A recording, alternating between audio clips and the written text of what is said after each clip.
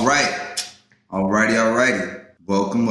AJ, thank you. Thank you for doing this with me, being on this. As you know, this is Transcend, Breaking Boundaries. We're on to season 2 right now.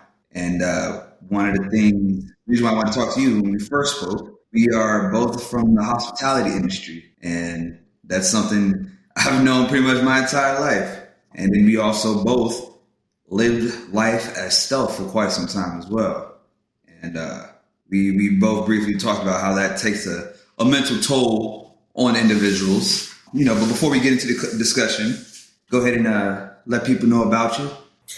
Well, first of all, thank you for having me on. I was actually waiting for this conversation to happen. Has it been a year since our initial conversation? I feel like it's been a little over a year. And I just think it's dope that you followed up, and I'm finally ready to have this conversation about what this was actually about and my experience in the hospitality industry. For those that know me, know that I spent 20 years in the culinary industry from a very early age. But before we get into that, let me backtrack just a tad bit.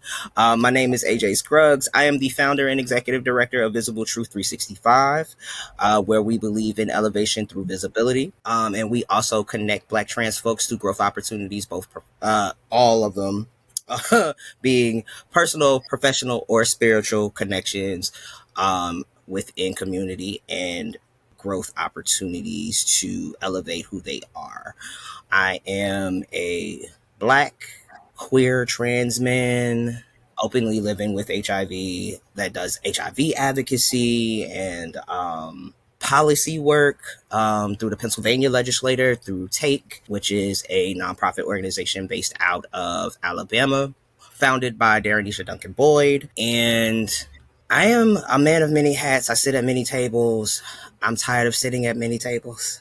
And I was, I think advocacy actually was my doorway out of the kitchen. So that's kind of where we can kind of like tie it in. Let's get started. Okay. All right. Well, you said your doorway out of the kitchen. But you were in there for 20 years. Now, at that same time, I guess simultaneously, was that when you became open about being trans, when you walked through that doorway, or were you already openly out as trans prior to then? So when I started my transition, I was very out. And open. And as I began to pass, or I guess I don't want to use the language of pass. When I started to become socially accepted as the person that I was journeying to be, there was a peace, there was a calm, there was less anxiety. There was something that I was always seeking, which was a sense of normalcy, because I was always an other. I wasn't necessarily conventionally small. I was always chunky. I was always, I've owned my term of being fat my entire life. But because it wasn't conventionally attractive to be plus size, that kind of took a toll. So once I lost that weight, people started seeing me as the man that I was.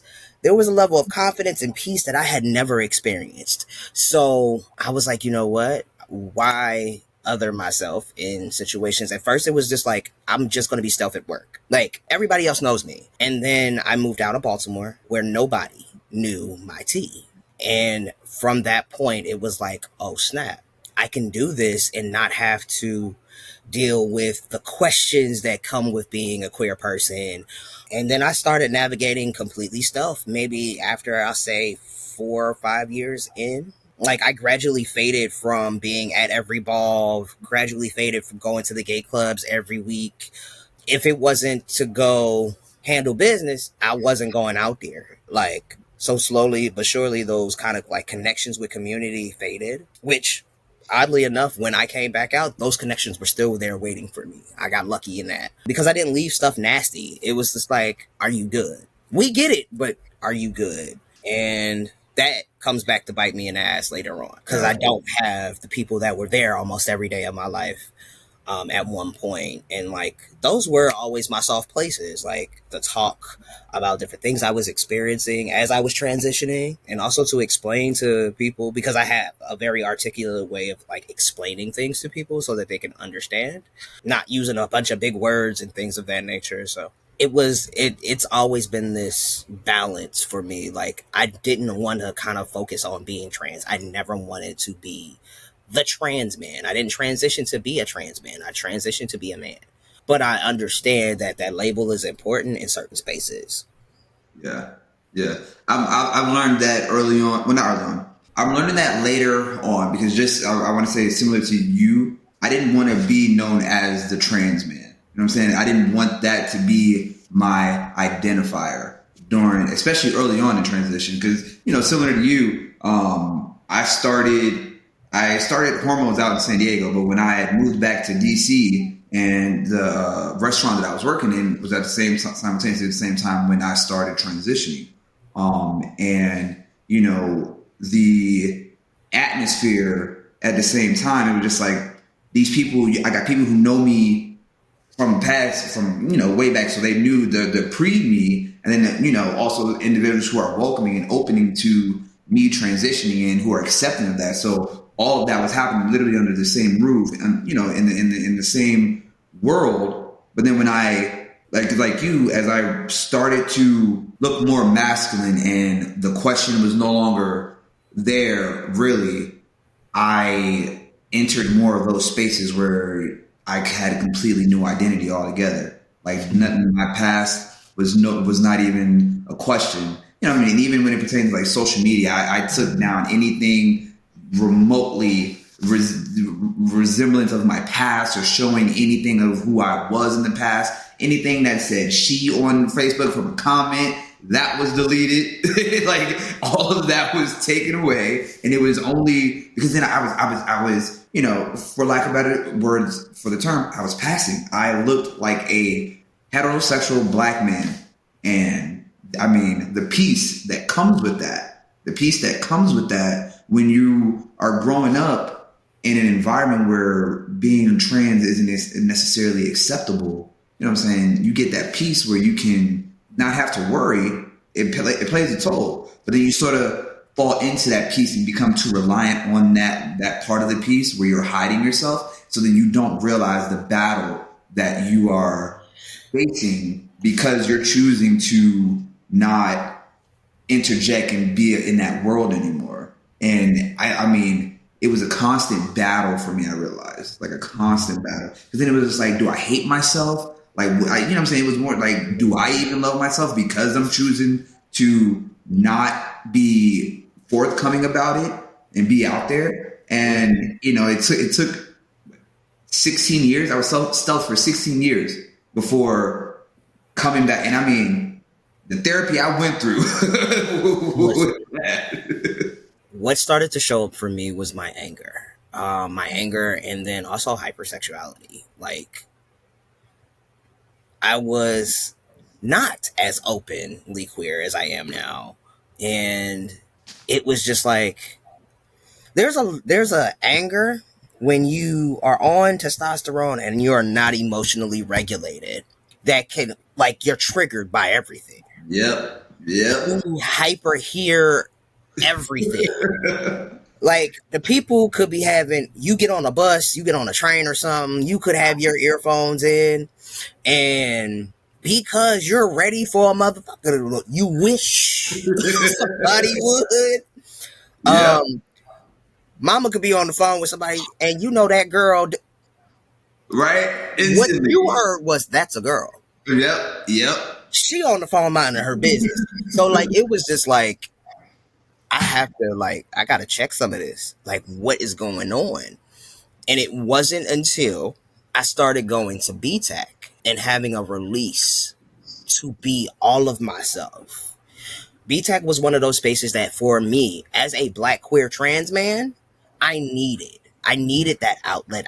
Even though I was to the rest of the world, to cis het society, I was in a heterosexual relationship. Whole time, my girlfriend was bisexual.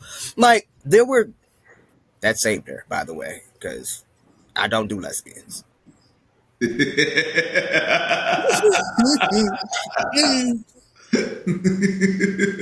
Another conversation, another day. But like again, that peace had become a turmoil for me. It was no longer peace because every time my girl decided that she wanted to yell at me, I felt like she was trying to make me submit. And it was just like this power struggle. And then at work, there were some other things going on that I wasn't prepared for. Like, slowly but surely, the reason why I don't have lesbian friends or friends that did not know me prior to that are identified as lesbian, it tends to be because of the sneaky, I want to talk about the trans person because y'all always talk about me. And usually it's the masculine identified lesbian or masculine center lesbian that tends to do this because for some reason they're in competition.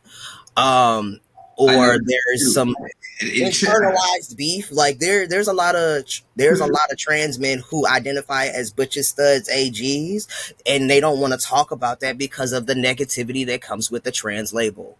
Yep. So there's a lot there. So all of a sudden, there was a coworker that had a lot of questions because, like, I have never talked about me being trans at work at that point ever. Three new people get hired.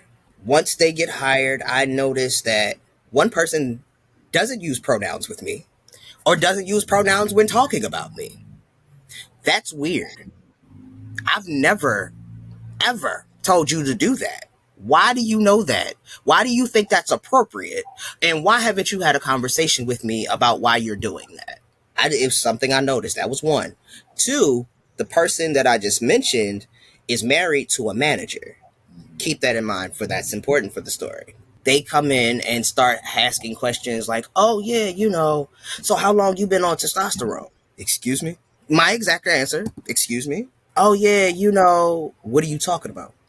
What are you talking about? I played dumb, but like that set off the radar. I was like, that's two different things in less than span of about a week. I go away, I come back because I think I went away for like a training or something, and somebody that I had started at the restaurant with walked up to me and was like, AJ, are you a girl? I looked at her and I had to say her name, like, Nikki, like, what did you just say to me? She asked me, was I a girl? Again, with her chest. The Because audacity. she didn't mean no harm. The audacity. Like Wow. she didn't mean no harm because she was like, I feel like me and Nikki were actually close to like I worked my way onto her shift just because I wanted to work with her because of the efficiency. For me, that was like getting my knife skills up was a thing. So like I wanted to be up under her, Chef Maria. Like there was a group of folks. So I worked my way up to that shift. To me, it sounded like she thought I lied to her. Like hearing that now, going back now, taking all the pain and anger and the trauma out of it, she was like, I feel like you might have lied to me in my thoughts. Like, I feel like, are you a girl? Like, why wouldn't you tell me your business? I was like, where did you get that from? She thought she was going to get somebody in trouble. She eventually did, but her husband was a manager for the company. So like now, this manager, this manager, and I got two employees I work with all of a sudden asking about my transness that I've never explained to any of you motherfuckers that's been here. Like it's not a thing. We don't talk about my medical history. Why is that important? I lose it that day.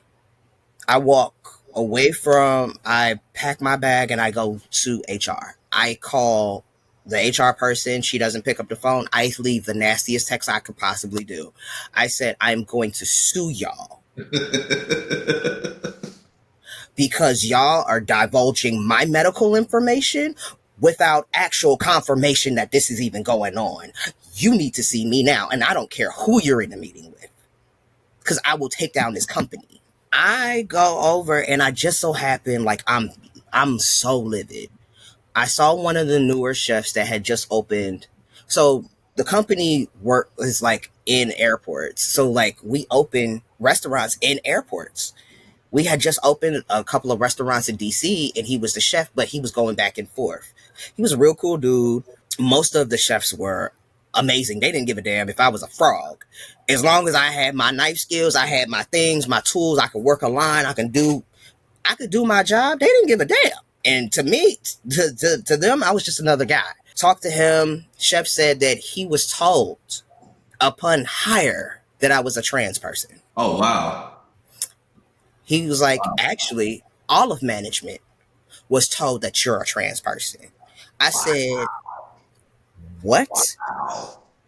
So if we go back through the series of events and the things that started to fucking happen, two manager spouses felt comfortable enough to ask me about my shit because the managers now know. Nikki feels the type of way because he didn't have this information prior to. This whole new gang of management knew that they had a trans person on staff. Wow. That's damn. Like what? Like, as someone who actually is a manager, that's not something you even concern yourself with, one, because it's no one's fucking business in the first place. And then two, like, what's going on in your head that you think that's okay to even, damn. Then again, what I will say too, management these days, like those 20 some odd years ago, there is a difference in between those who were management 20 some odd years ago to the classification of those who are management now. As someone who is trans and who is a manager who does the hiring and so forth, you know what I'm saying? That's not even a thing of what I look at or concern myself. And if I've been in situations with employees who deemed it okay to sit there and comment on someone who's trans or say something about someone who's trans, and I'm like, well, how does that even help you do your job? What does that do for you? Like, how is that productive to you in any way or form to help you go out there and serve that table? Like, what does it do for you? I think the only time that it actually benefited them to know that I had the knowledge was there was a trans woman that came into our restaurant and everybody rushed into the back and was like, we know we don't want to get fucked up. We don't want to lose our jobs.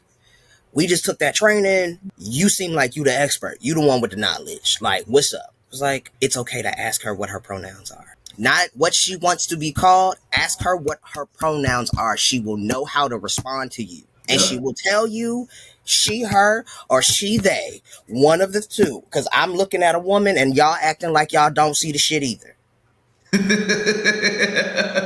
It was like, damn, it's that simple? Yes. It's that simple. It's just that simple. Yeah. When I first came out, I guess in the workforce, I was working at a restaurant in DC, and when I applied for the job and everything like that, this time I had already been on hormones, living as trans for about 1.5 to 2 years now. So obviously, I'm filling out the application as he. Everything is he on there. I made the mistake of not knowing that my uncle worked there. So it was my uncle who actually outed me at my job, knowing that I'm trans and the family is well aware of this. He would tell coworkers that I'm a she, and because he's also a Bible thumping man as well. So that he wasn't really going for that. We could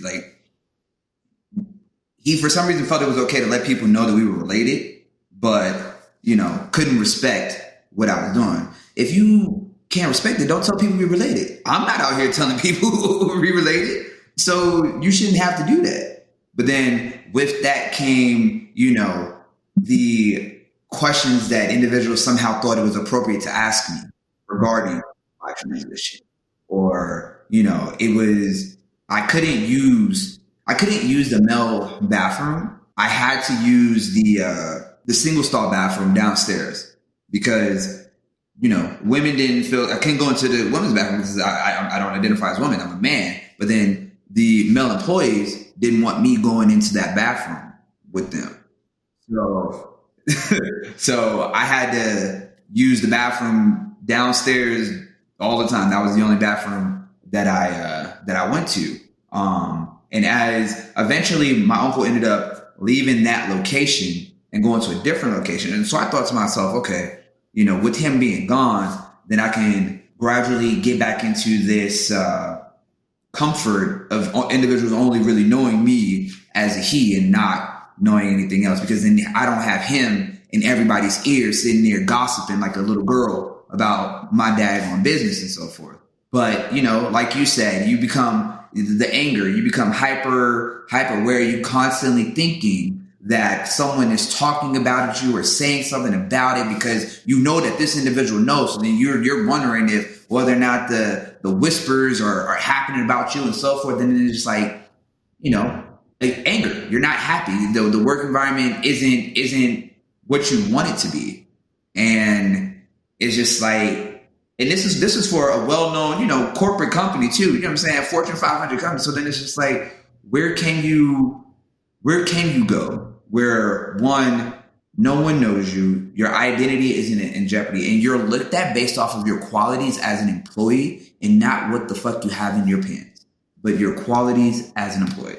Because I've been in this industry for so long. I started as a server, like at 17, walked in there, told him I want to be a server. And he was like, I can give you a shot. Gave me a shot. And I've been in front of the house, working my way up ever since.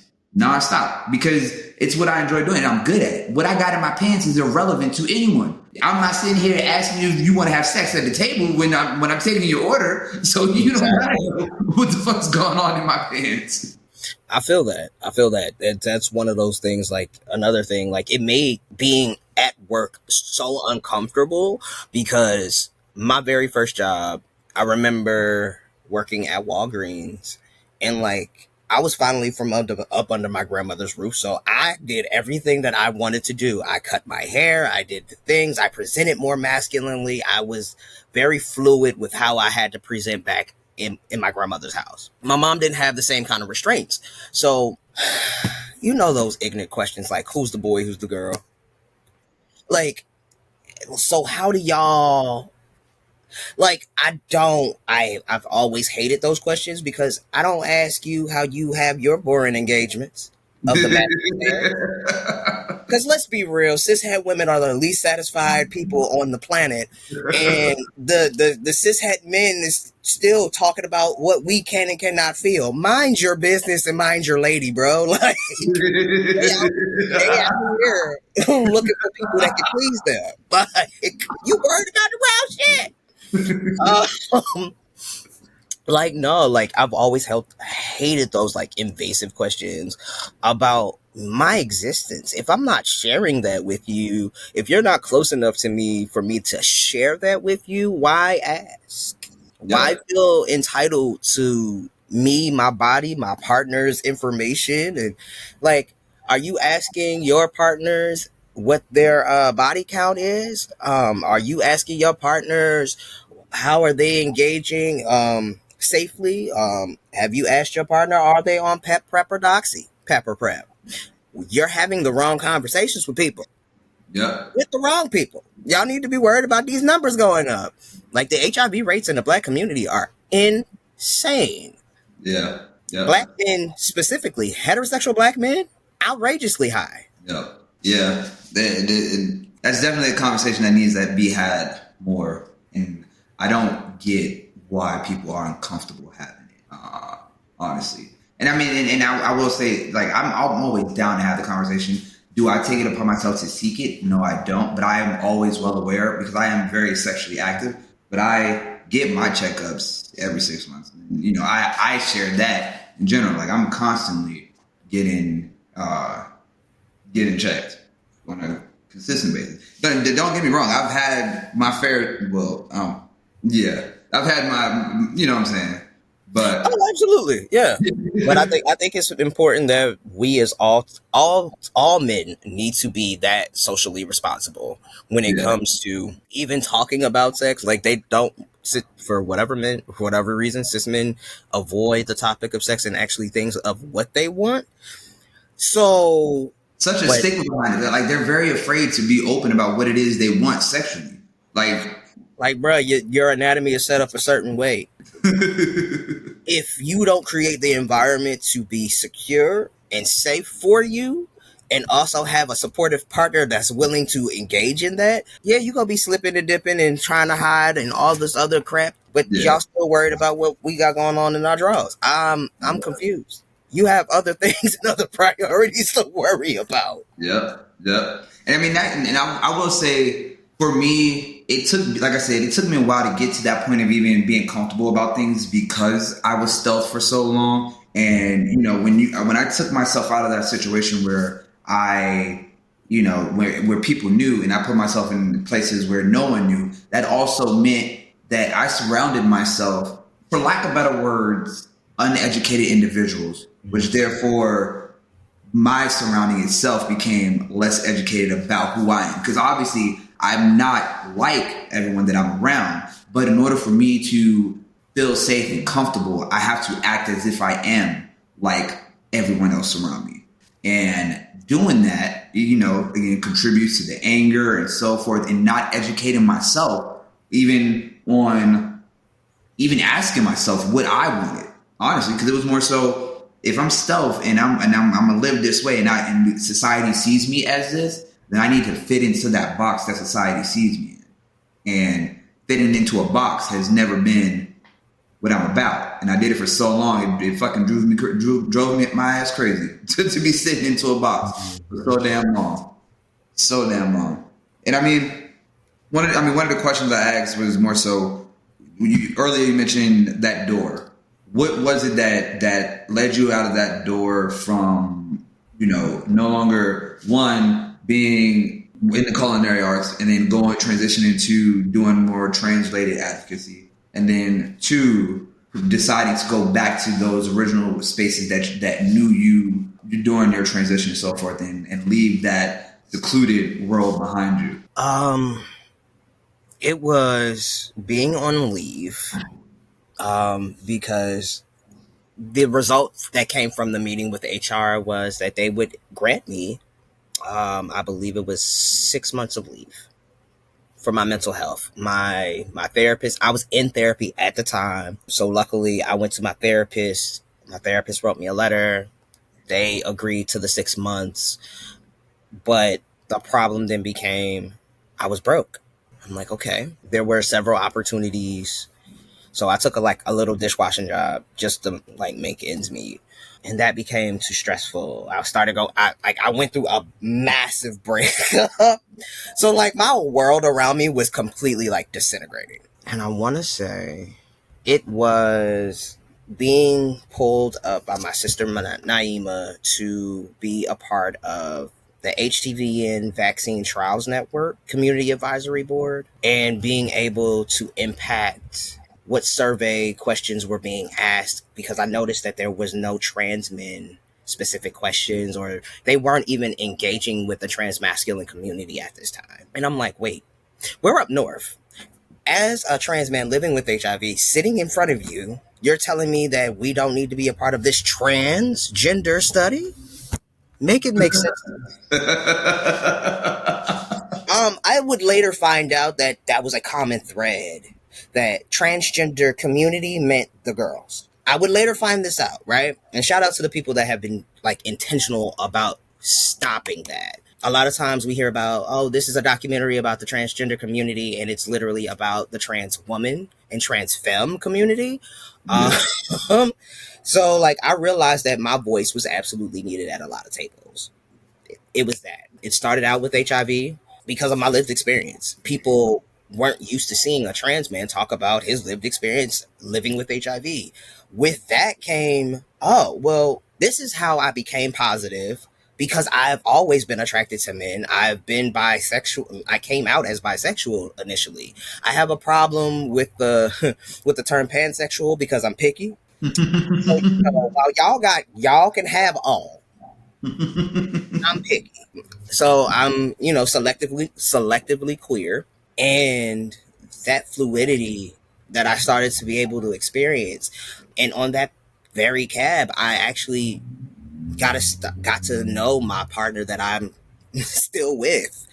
That led me to being supported in a different way, that hiding in the shadows didn't provide for me. I was able to be upheld and uplifted, and you know what, we need you to come speak over here. Here's a speaking opportunity. So me being able to speak and have that storytelling ability that I've always had naturally became a tool for like advocacy for me. And along the way, I've picked up some amazing folks. I've been able to re-engage with a lot of folks that have known me from a 17-year-old hard-headed teenager.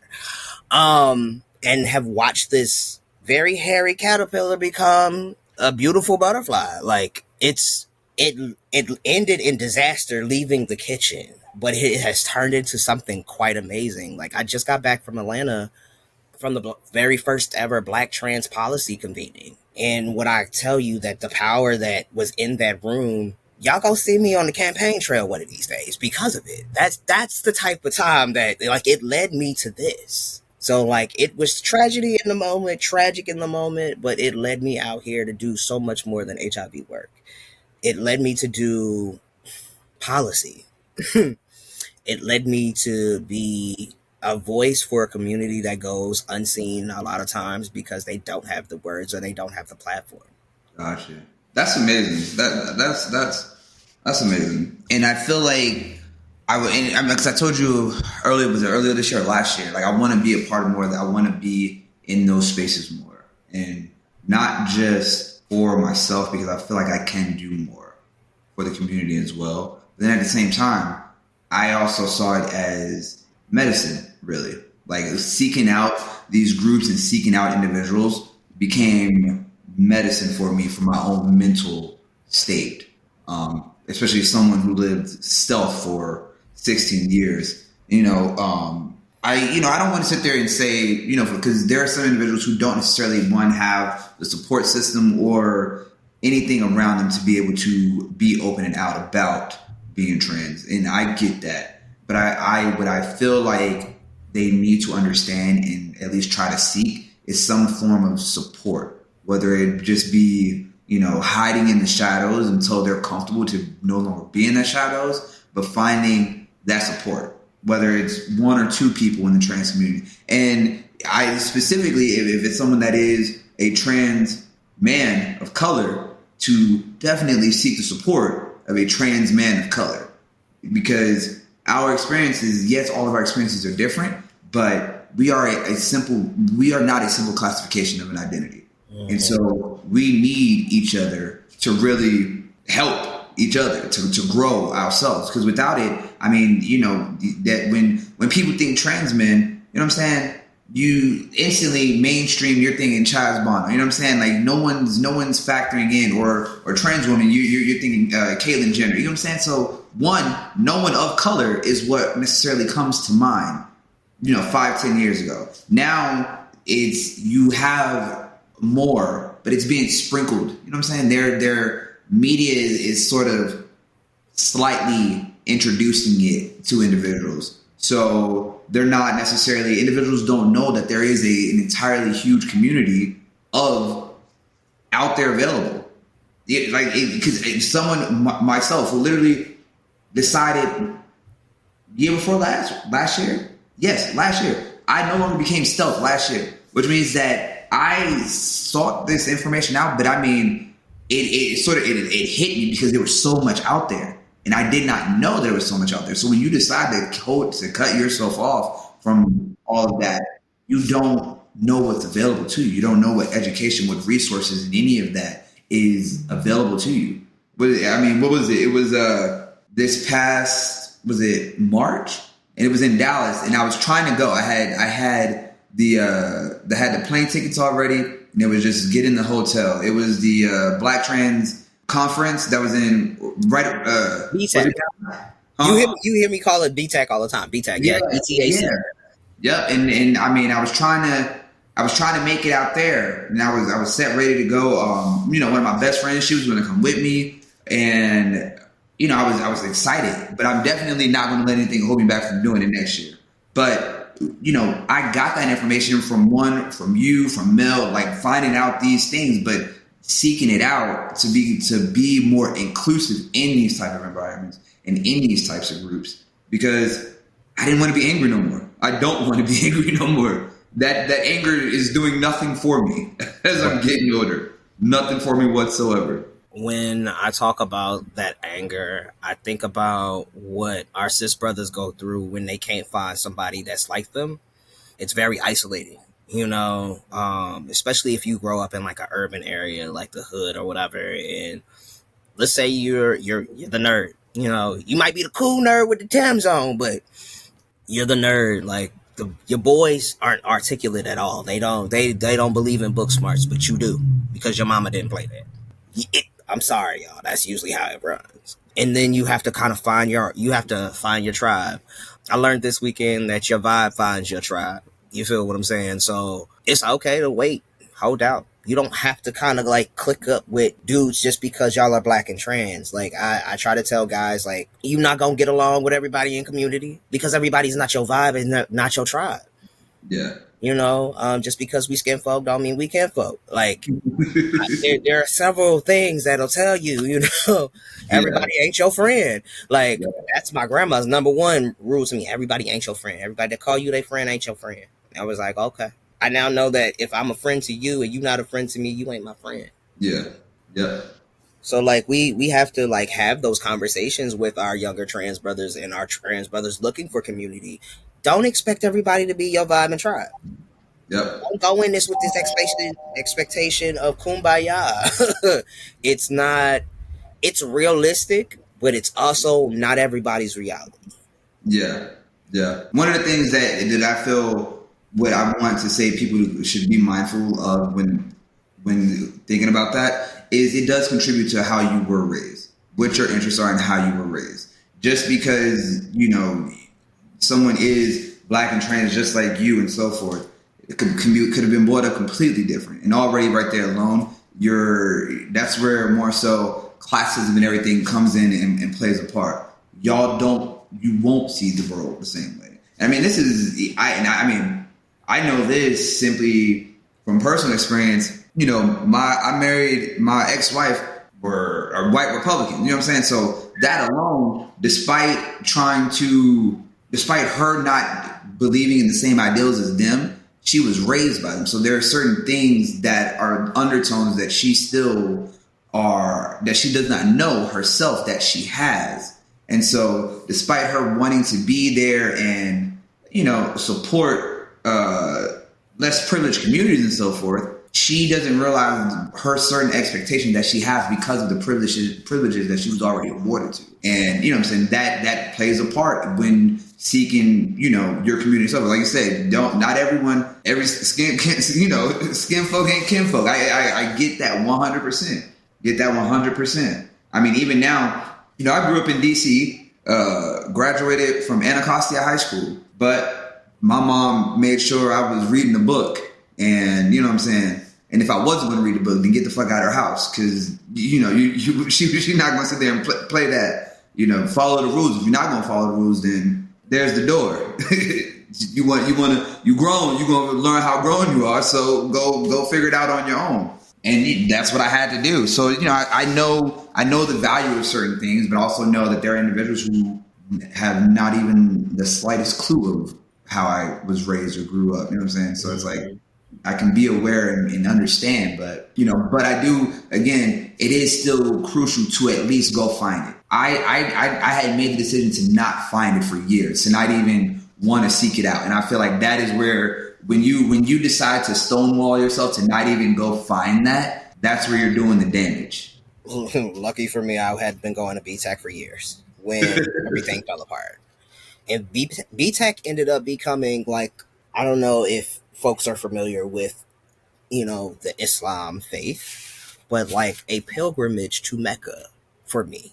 It became the one place where I got to, it's like an interfaith kind of like thing that they do where it's like, it's not any denomination, it's not any spiritual practice, but it's open for the spirituality of the space to talk to your higher power and whomever that may be. And I was just like, this is why. I get everything that I was brought up with. I grew up in the church. I grew up going to conferences like this as a child because of a business program that my grandmother put me in because she wanted me to follow in her footsteps and be an entrepreneur.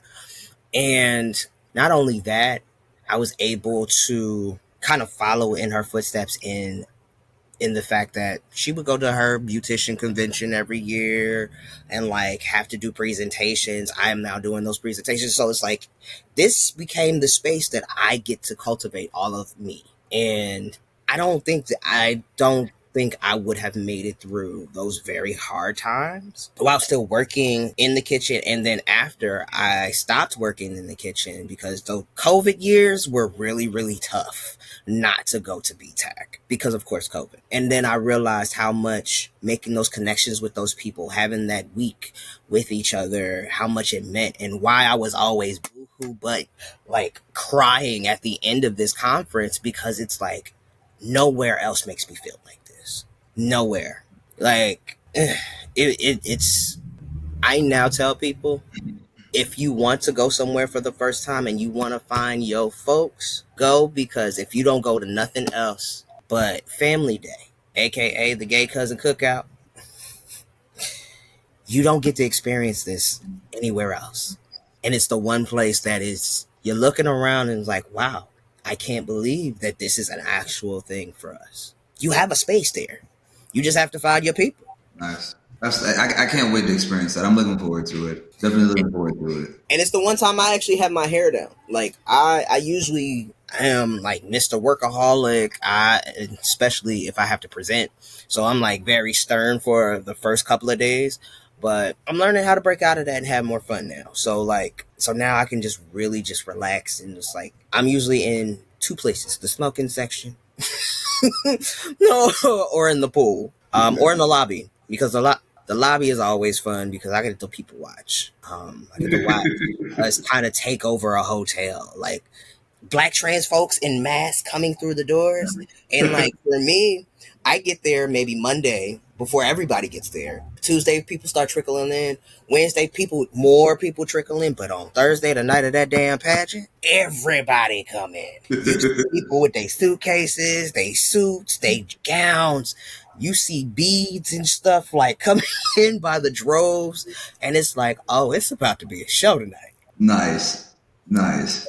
And then we get to perform. Like the talent show is more of the folks that are just at the conference. It's not like a competition or anything, but we get to show our stuff. We get to really like show people what we do in our sections of the country. And then the night of the pageant happens, and then the gala, Black trans folks dressed to the T. The fellas every year turn it for me. The jackets be on, the ladies' gowns be on, but we brought through the African print last year. Me and Trent are coming back harder next year. But getting to see that, and then that night, like we usually we party together, dance, and all of that all night long, and then the next day is family day. So like imagine that roller coaster of like you're getting to meet people, and then like you get to see, oh snap, you're really talented, and then you get to talk to them all day. From that, you're experiencing the pageant together. Now you have royalty that's attached to your attendance, and who knows, you might have actually just talked to the new king, queen, or royalty for it. It's just the opportunity to meet these people that you may have like only met on the internet. And for a lot of us, that's what it is. We've only met each other on the internet because we might have accidentally been in some group together. Yeah. It's literally the group chat meetup. That's awesome. I can't, like I said, I can't wait. And I am ready to imprint in the sense of I want to receive it all and figure out how I can best help in what I can do for it. One of the I have my small goal of not even small goal, but I have my goal of what I want to contribute to the trans community right now and what I'm working on. As you know, I'm in real estate, so that's a major thing that I am trying to provide, because I do at the same time know that I experience homelessness. Being trans and homelessness is definitely a thing that people experience, because I remember a situation actually when I was living in Atlanta. The person who I was going to rent a room from, they thought it was appropriate to go into that room that I was staying in. So my needles were out. And so because I didn't tell them I was trans, they thought that they were drug needles that were in there. And, you know, I'd rather them thought that it was drug needles than to tell them that it's actually my testosterone needles. And so they ended up putting me out because they thought that I was a drug addict. See, I'm quicker than that. I was like, so you gonna press me about my diabetes? Why are you worried about my insulin needles? Like, I think I was more taken aback that they went into my privacy. Like that's I was sort of disturbed by that. Like, you thought it was okay just to go up in my stuff. That's where, you know, the disrespect was, and I was just baffled, honestly. So I couldn't even think fast about, well, shit, these are diabetes. I was just like, what the fuck? Right, I got you. What are you doing going through my stuff in the first place? That, you know, tripped me out.